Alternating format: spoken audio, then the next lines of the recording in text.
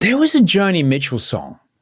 Yeah, a Joni Mitchell song that Janet Jackson once introduced me to. And Joni sang about how you don't know what you've got till it's gone.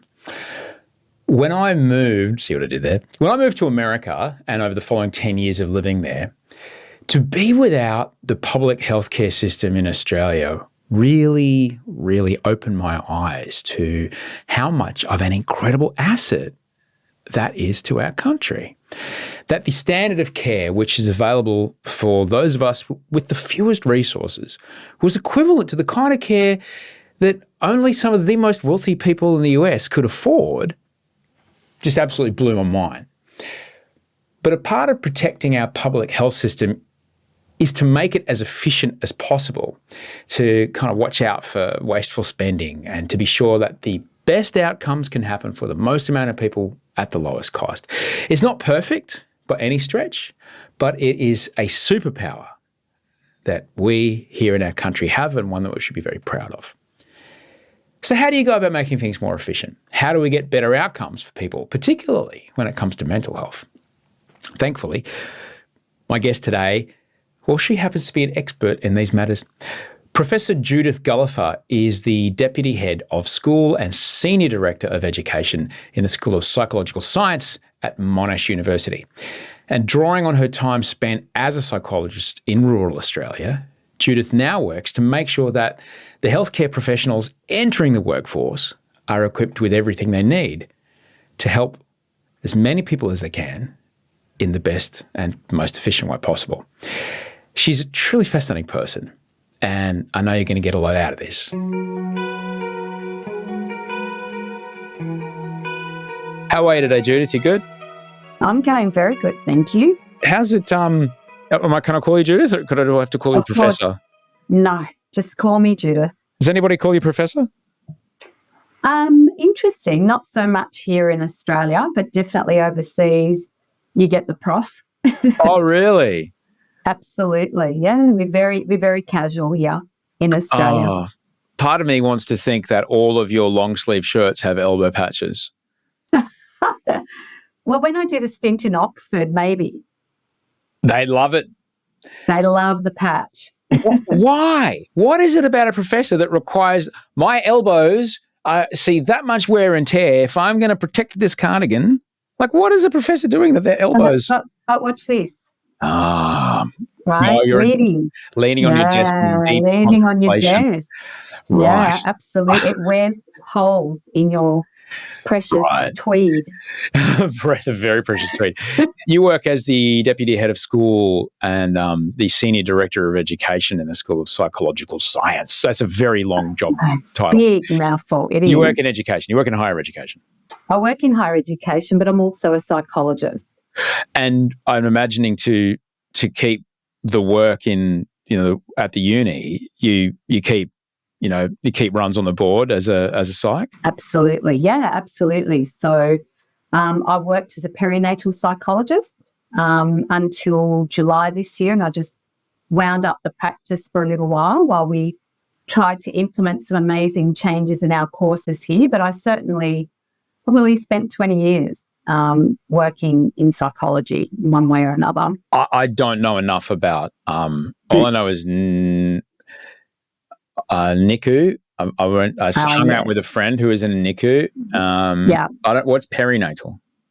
So perinatal looks after mums from preconception all the way through till the child's about 4 years of age. Wow. And so we work with mums and bubs and families just to really look at that transition, going into parenthood, working with anxiety, depression. Oh, yeah. That comes about from all the changes that a new mother and family experiences. Because it is, it's extraordinary that in my lifetime, humongous amounts of things have changed. We can get upset and go, "Oh, we're cooked. The world is over. We're fucked." Da, da, da. It's like, wait.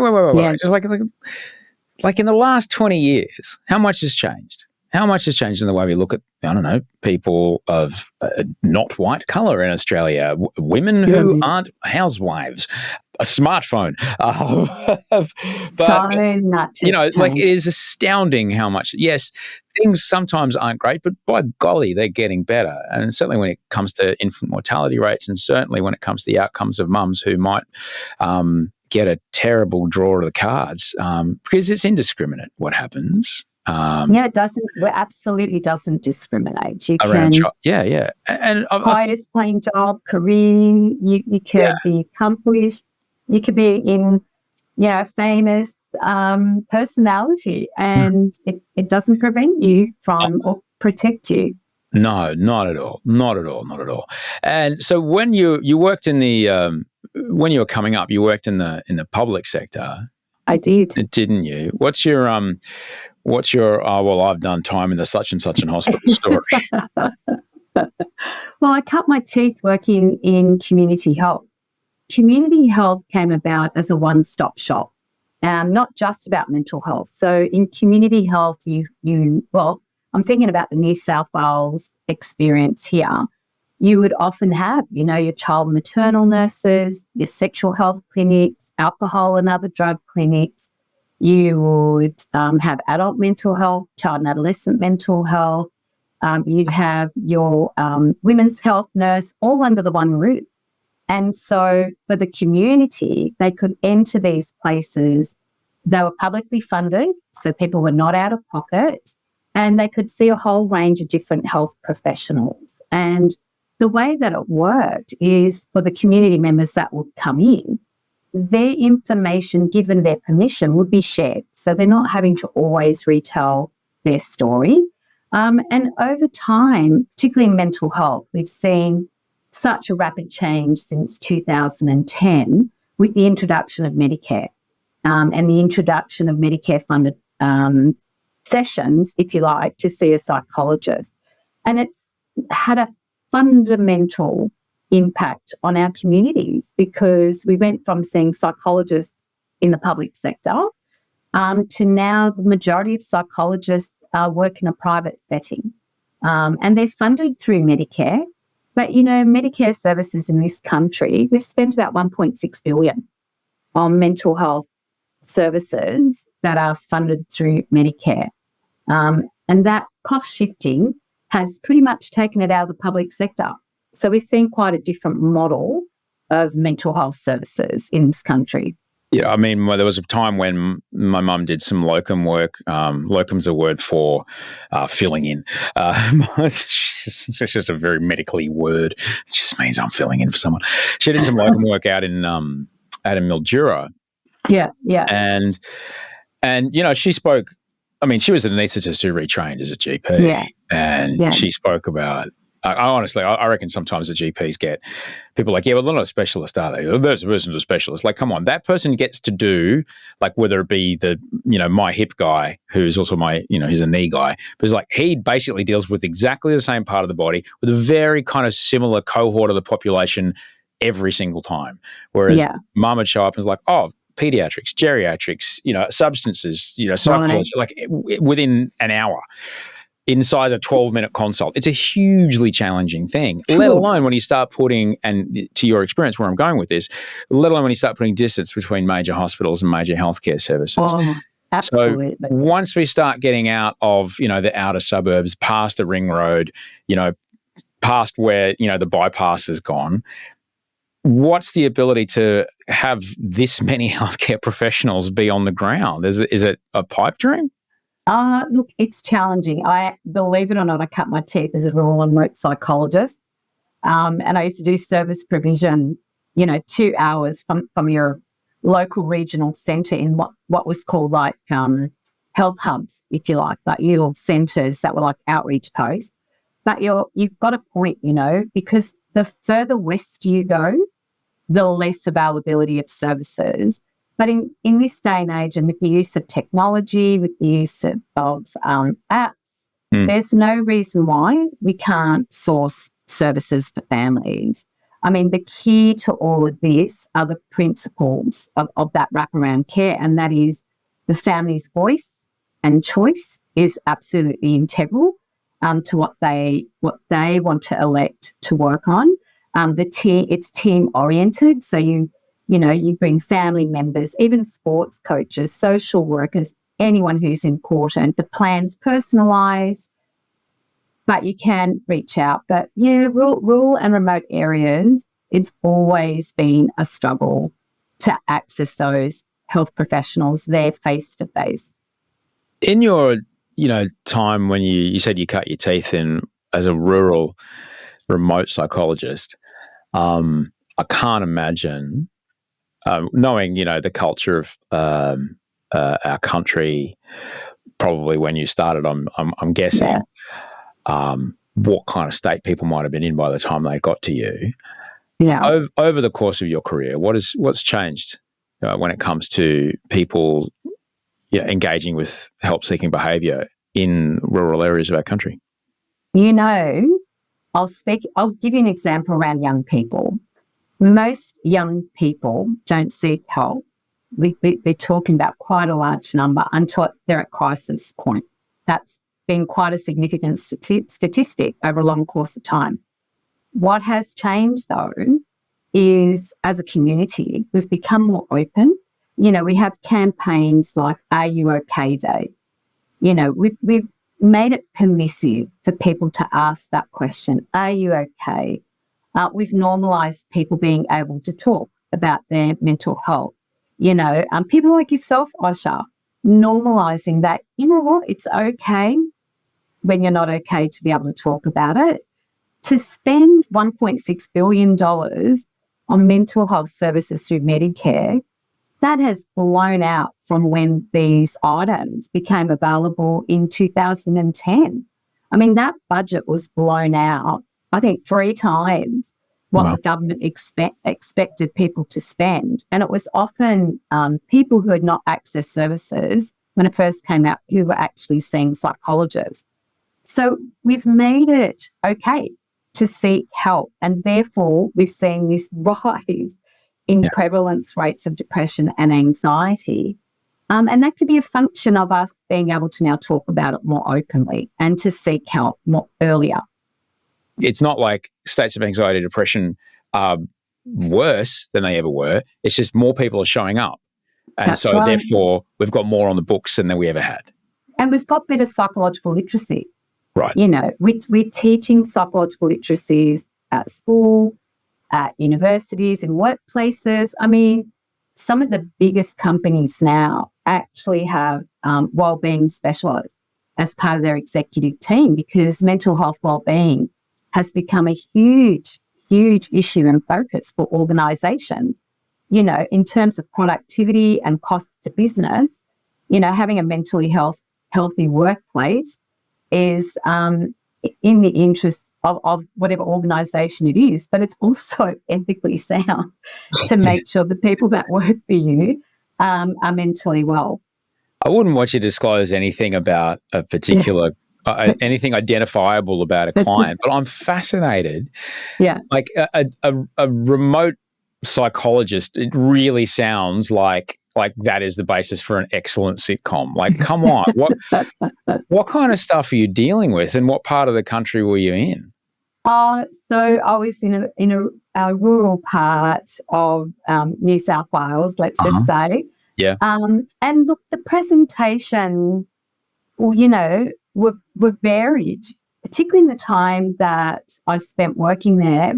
If you overlay drought on top of that and the everyday stresses that an event like drought causes for families, can be quite significant, but the way you work as a psychologist is very different too.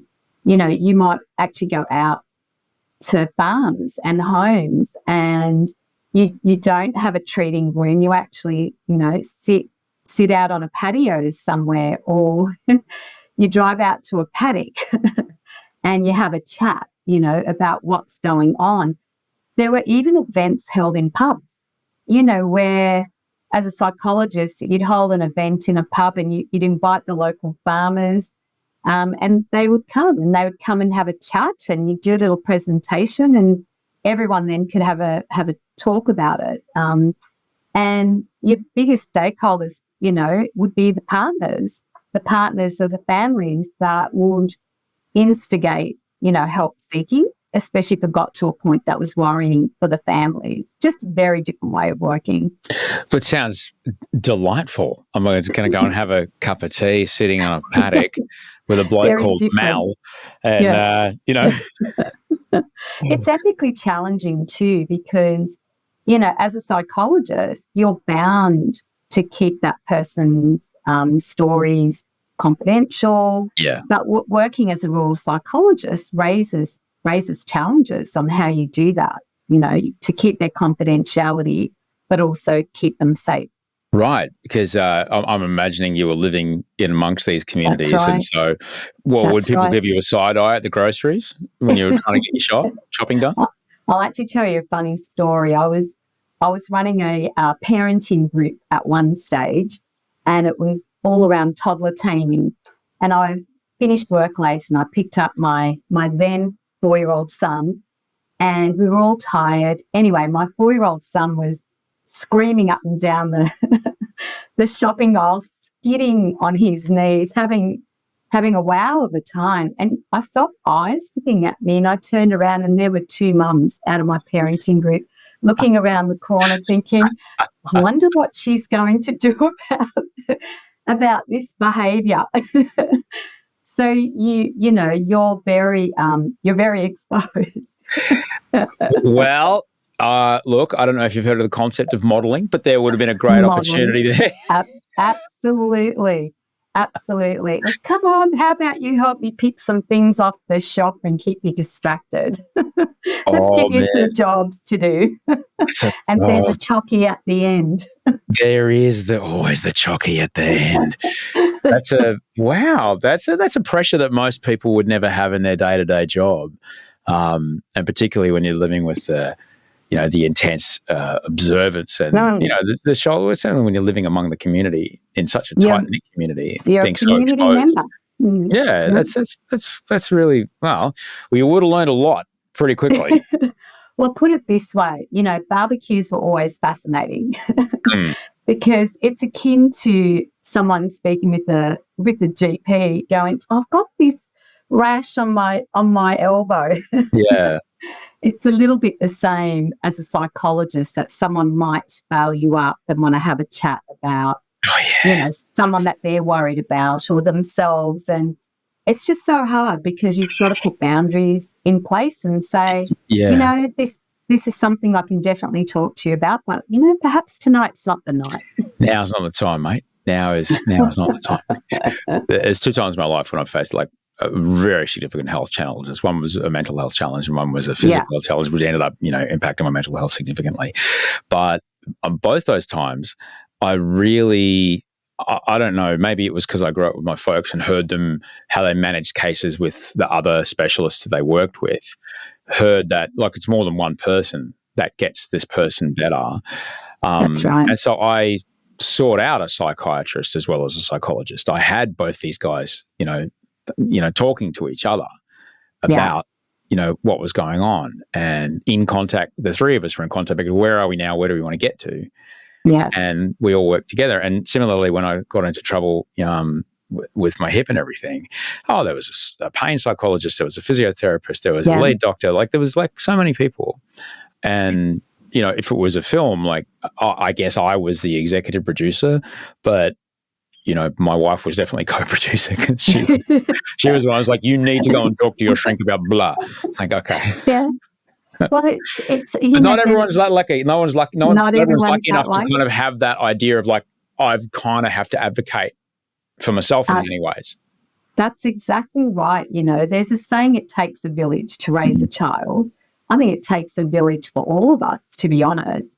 But in these kind of wraparound models, it's intentional. And that's the difference. It's intentional in that you would have a care coordinator who would help you as an individual know who your team or who your village is going to be. Without that support, it can be really hard. And so services can be fragmented. I'll give you an example. We've got a child in a school who's displaying significant emotional and behavioural characteristics, if you like, the teacher might refer that child to a counsellor, the counsellor might refer that child to a paediatrician, the paediatrician might refer that child back to an external psychologist. The teachers are involved, but no one's talking to each other. And so it becomes quite fragmented. And sometimes that story is retold to every person that you work with. The goals can be different for each of the treating team. You know, there's no control for that family. Whereas these wraparound models actually is about, as you were saying with your own experience, it's bringing people together so that we all know what we're doing, but it's being driven by the family and their goals and the person's goal.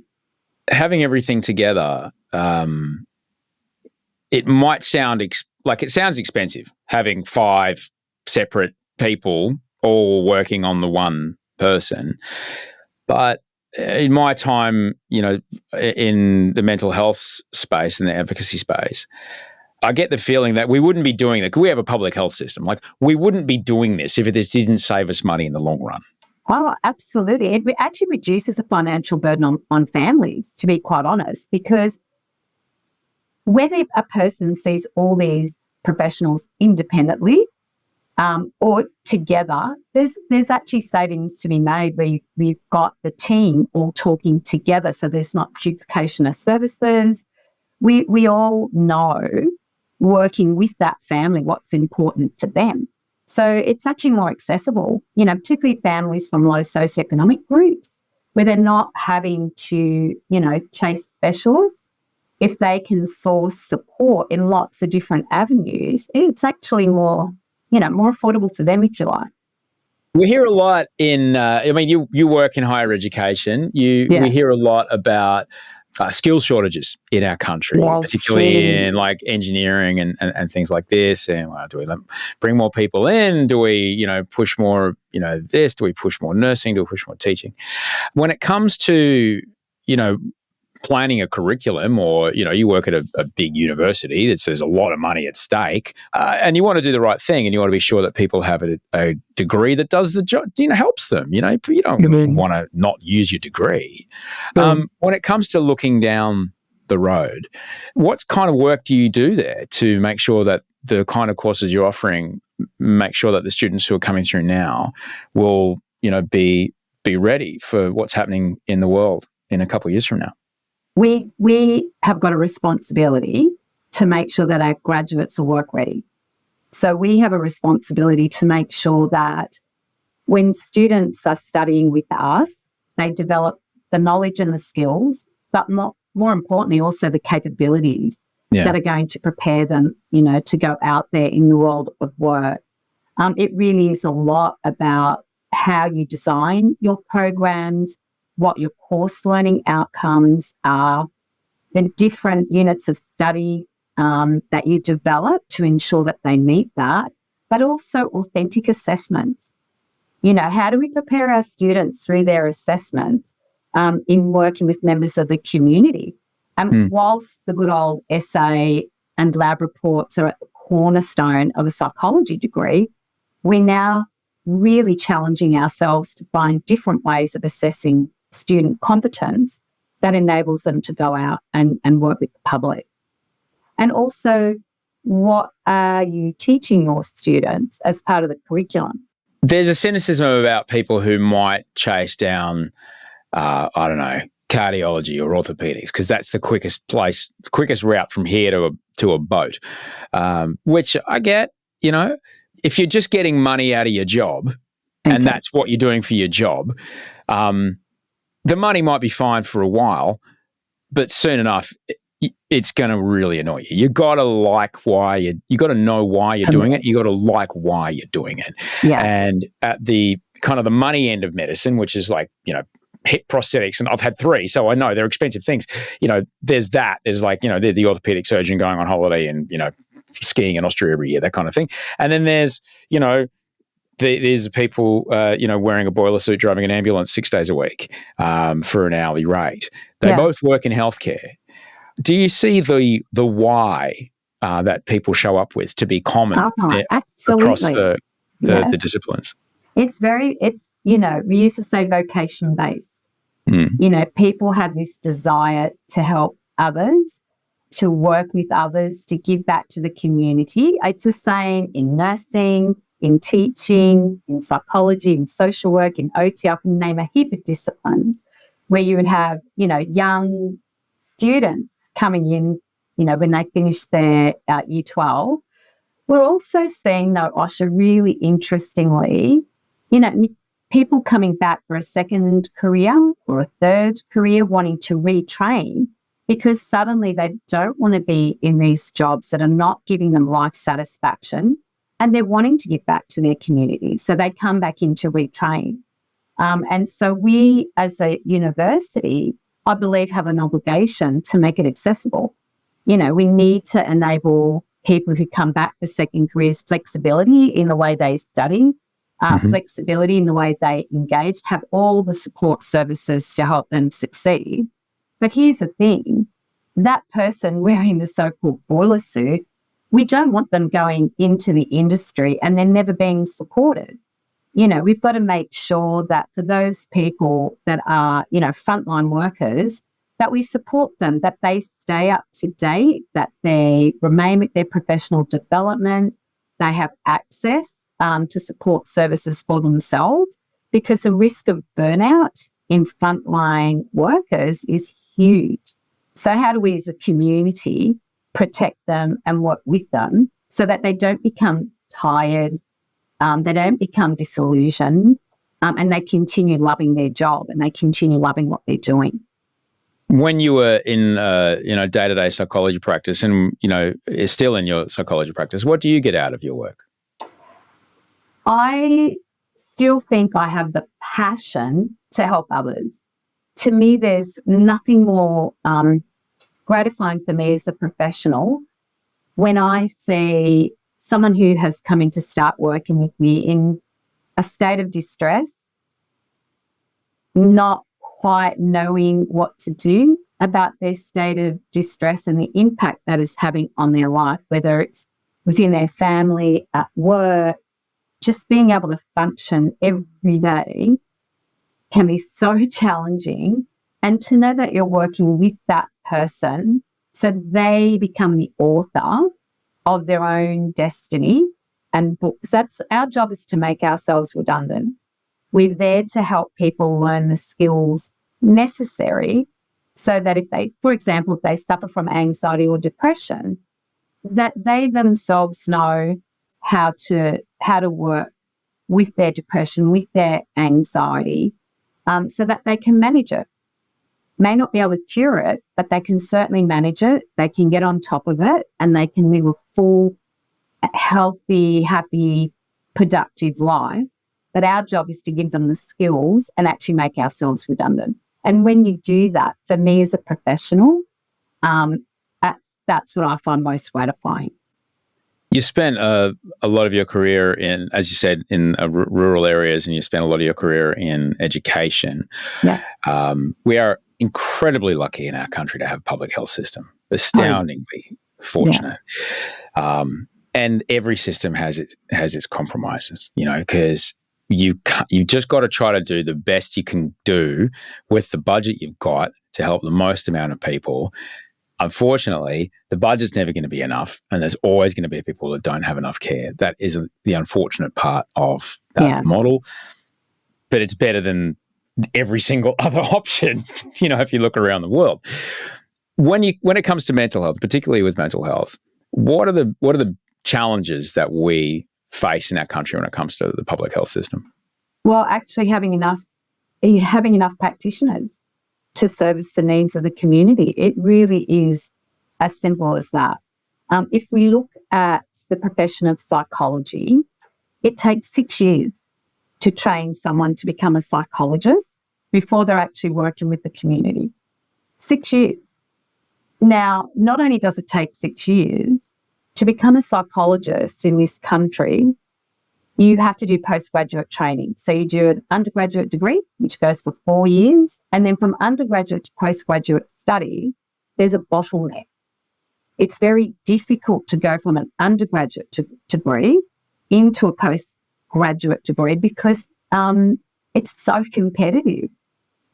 So we're not seeing that flow and effect. In psychology, I'm only talking about here. And then, of course, once we get them working in the community, those positions are so scarce for the community to access, because a lot of psychologists will go work in a private practice, which is great. There's no criticism with that.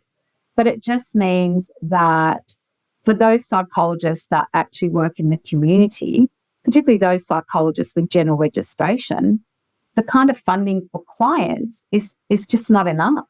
It's not enough.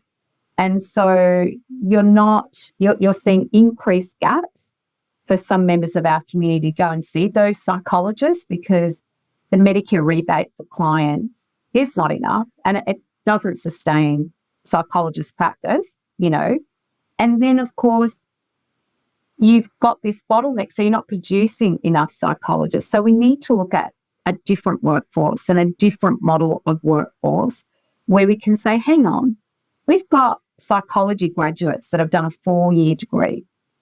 It's an accredited degree. What could we be doing differently with those graduates? Could these graduates be the coordinators in this wraparound model of care? But we need to have the conversation. Who's going to fund these places? In my time of, kind of speaking outwardly around things like mental health or speaking about climate, if I ever go down the ideological model or the ideological argument, it tends to never really cross a divide of ideology. But if we, as harsh as it may sound, if we talk about money, that seems to be a language that most people understand. Yeah.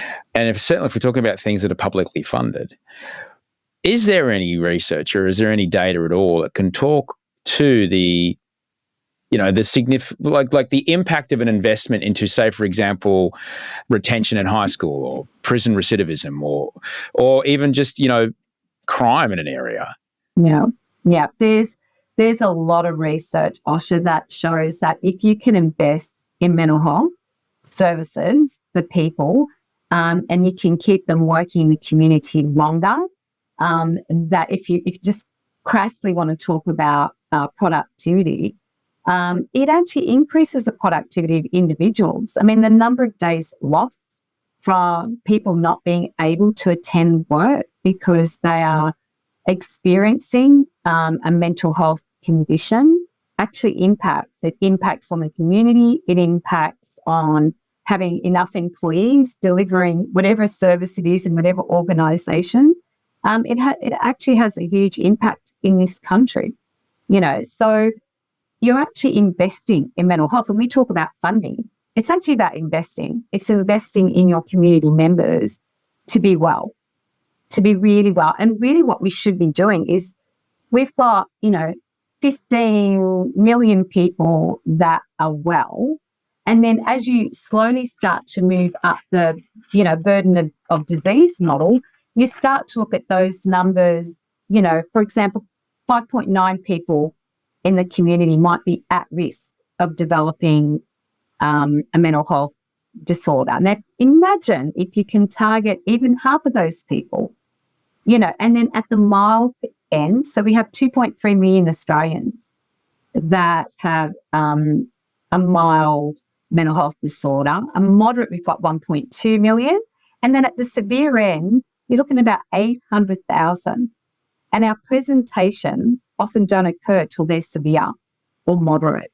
Can you imagine if we were able to work with the population, the 5.9 million people that were at risk, the impact that would have on further down the chain of those people not developing mild, moderate or severe conditions is huge. It's huge. But at the moment, we're so reactive. You're on a university campus, which is at the same time the forefront of all great thinking, but also the most terrifying place to have great thinking. Yeah. And I'm fascinated by the work of Jonathan Haidt and his colleagues, and particularly the book, The Coddling of the American Mind, and the way that they use the elements and the cognitive distortions of CBT to kind of think about the way that people can be upset about, how dare you? You must think that about all people with blonde hair. This is me. I'm sitting here with blonde hair. It's not real. And I find that kind of interesting, because how can psychology impact productivity? How can good mental health mean work towards better productivity? Well, I guess it all comes to your sense of self, right? If you feel good about you and you have a sense of certainty about what it is that you want to achieve in this day at work, next week, the week after, then I'm going to feel good about me, and I'm going to feel really good about the work that I'm doing, what I'm achieving. My relationships with the people around me are going to be positive. I'm going to read that as positive because I'm looking at it now through a more positive mindset.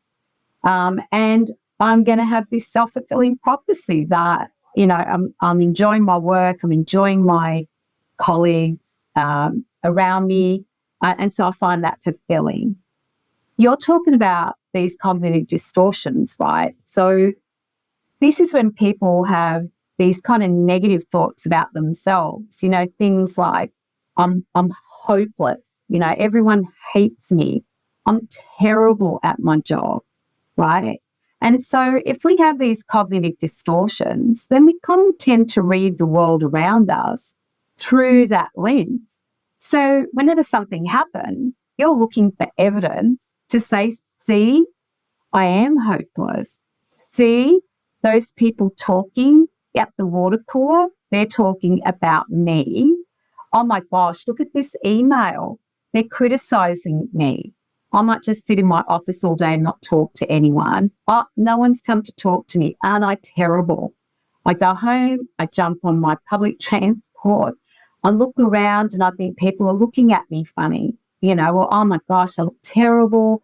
We through our cognitive distortions, we create a world about ourselves that may in fact not be real, because that's the story we tell about ourselves. So this whole idea of CBT is saying, hang on a minute, what are these thoughts that you're having? And these thoughts that you're having are impacting on the way that you feel. And then the way that you feel and the thoughts that you're having impacts on the way you behave. So it's called the cognitive triangle, right? Yeah. Because they all work together. And it changes who you are at work, and it changes how you perform, and it can become a self-fulfilling prophecy when you get passed over for a, promotion or more roles, more responsibilities. Like, see, they do think I'm useless. And then, the resentment builds and you kind of feed into it. And soon it's hard, though. It's hard to get your head around that you might be contributing to this reality that that is so distressing for you. Well, it's interesting. I've worked with a lot of clients, Osher, that get that aha moment. It's like suddenly the penny drops. Yeah. And they then, once they start to challenge those thoughts, they actually start to look and themselves experiment for the way that they might read how people treat them differently. And you notice these small changes as a result of their changes. You're right, it's complex. It's not an easy thing, but it just changes someone's world so much just by saying, hang on, what am I thinking about myself right at this moment? It's a tricky one to get to, because then you've got to start asking, well, why am I doing that? And then you might get some pretty hard truths, but it's okay. You can do it by yourself. I tend to write mine down. I've got a notebook here somewhere. I still do it. I was doing it just before I got on the call with you, because I heard some news earlier and I was like, where am I feeling so weird in my body? And I had to write it down. And I still do it. What do you do to keep yourself tip-top and allow you to be able to do what it is you do, and possibly, I don't know, psychologists have a robust, care system where they have to run things up a tree so they don't get in trouble, and, they run their cases past other people so they get another opinion. But what about, how do you keep yourself together enough to be able to get up and, give your best at work every day? Two things. First of all, the profession requires every psychologist in this country to do 30 hours of professional development. Minimum 10 hours is what we call peer consultation. So you have to spend time with another psychologist being able to discuss, tricky cases, how you're feeling, how you're coping, working with those cases. It is just so valuable to our profession. That's professionally. Then personally, it's all about self-care and the importance of self-care, and that looks different for everybody. For me, it might be going to the gym, spending half an hour just really smashing it out at a gym. That's one thing. Meeting up with friends on a weekend, going for walks with my dog Milo, but you have to do it. You have to set aside time to look after yourself. And it's not, you shouldn't feel guilty about it, but we learn that in psychology. But the same applies for every community member. We need to take time out and say, hey, what am I going to do that is affirming for me? I maybe go watch a movie. I might have dinner with friends. I might go for a walk to the park. We don't have to spend money to feel good. We just have to find what works for us. And if, people are having a think about, maybe going into uni, what makes it an appealing idea to come and work in healthcare? At the end of the day, we are human beings, and human beings love nothing more than being and working with other human beings in the main, because I'll get myself into trouble here where some people may not like that. But in healthcare, people generally are attracted because they want to work with others. They want to give back to community. They want to create change in people, positive change, whether it's psychological, physical, social, emotional, any of the health professions. There's this kind of social human need to create change for someone else and positive change for someone else. I think that's really what underlies it. And it is one of the things that really is the only thing that gives us sustainable happiness is to help other people. Yeah, well, we're social beings. We're social beings, and in fact, here's the thing, right? People who are depressed are often alone or feel alone. They could be surrounded by hundreds of people, but they're alone. They feel alone, and there's a loneliness that goes with that. I could chat to you all afternoon about other kind of nerdy things, but thank you so much for taking the time to speak to me today. Oh, your absolute pleasure. I really enjoyed it as well. So you look after yourself.